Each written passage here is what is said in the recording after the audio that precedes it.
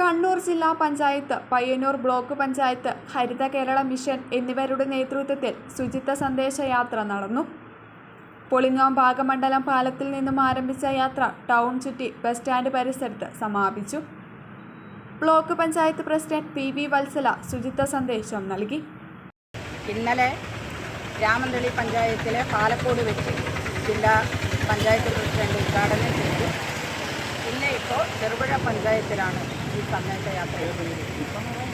ഇവിടെ സൂചിപ്പിച്ച പോലെ 2025 ആകുമ്പോഴേക്കും കേരളം മാലിന്യമുക്ത കേരളമാക്കുന്നതിനു വേണ്ടിയുള്ള പ്രവർത്തന പരിപാടികളുമായിട്ടാണ് സംസ്ഥാന സർക്കാരും ത്രിതല പഞ്ചായത്ത് സംവിധാനങ്ങളും മുന്നോട്ട് പോകുന്നത്.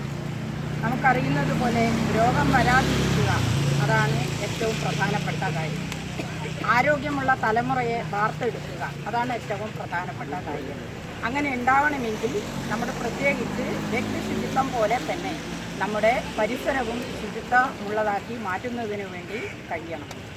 ജില്ലാ പഞ്ചായത്ത് അംഗം എം രാഘവൻ, ബ്ലോക്ക് പഞ്ചായത്ത് അംഗങ്ങളായ K Damodaran master, AC Paulose, Naseera Ismail, ഗ്രാമപഞ്ചായത്ത് president KF Alexander, vice president Reji Pulikkal, standing committee ചെയർമാൻമാരായ M Balakrishnan, KK Joy, panchayat അംഗങ്ങൾ, health inspector Muhammad Sharif V, ഹരിതകർമ്മ സേനാംഗങ്ങൾ തുടങ്ങിയവർ പങ്കെടുത്തു.